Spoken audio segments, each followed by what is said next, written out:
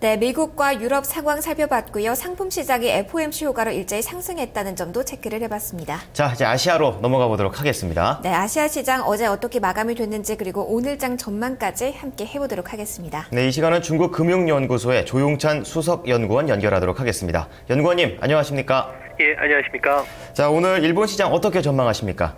네, 오늘 일본 시장은 외환시장에서 엔화가 1달러에 83엔까지 절하됨에 따라서 수출주를 중심으로 해서 매수세가 좀 계속 유입될 것으로 보여집니다. 중요한 선거 뒤에는 적극적인 그 금융 완화에 나설 것으로 보여지고요. 또 여기에 일본은행의 금융정책 결정회에서 추가 금융 완화가 기대되기 때문에 아무래도 이 엔화 약세는 다음 주에도 좀 계속이 되는 그런 분위기입니다. 이 때문에 그동안에 주가 그 상승을 좀 했지만 최근 또 다시 또 매수세가 좀 유입되고 있는 전기나 그다음에 그 자동차와 같은 수출주들이 부각이 될 수 있는 상황인데요.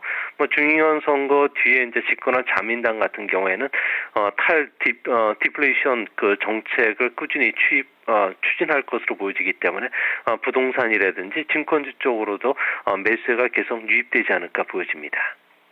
네, 이 자민당의 탈디플레이션 정책이 좀 계속 나올 것으로 보시면서 이 부동산과 증권 관련주들의 매수세가 좀 꾸준히 유입될 것이라고 좀 전망을 내주셨습니다. 네, 이어서 중국 쪽 살펴보도록 하겠습니다. 어제 자기에서는 보합권에서 팽팽한 줄다리기가 장중 펼쳐졌는데요. 네. 오늘장 전망은 어떻게 하십니까? 네, 오늘도 계속 그 밀고 당기는 힘겨루기 장세가 계속될 것으로 보여집니다. 중앙경제공작회의 개막을 앞두고서 정책 호재가 계속 주시장을 좀 올려주고 있는 그런 모습인데요. 시진핑 그 새 지도부가 산업 구조 조정뿐만 아니라 개혁 작업의 속도를 낼 것으로 보여지고요. 또 서부 지역을 중심으로 도시화 추진이라든지 철도 투자도 좀 앞당겨 실시할 것으로 지금 보여집니다.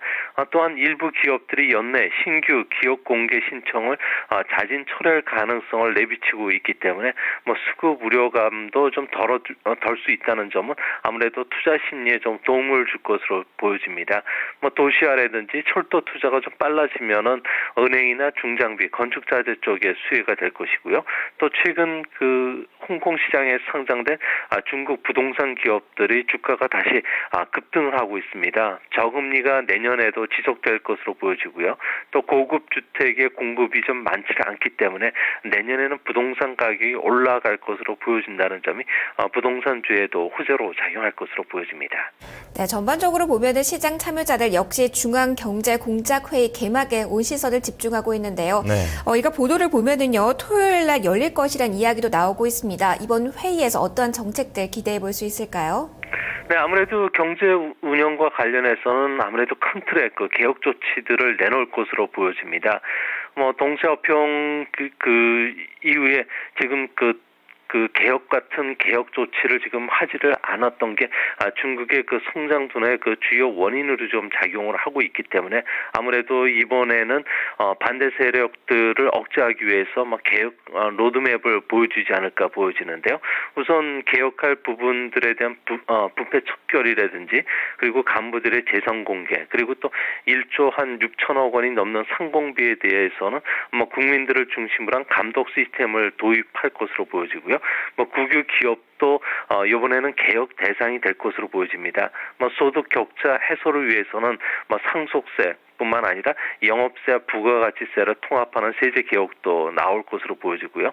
또 소득 분배 개혁을 위해서 토지 개혁이나 사회보장 제도 강화, 임금 인상 등도 아마 공식적으로 거론될 것으로 보여집니다.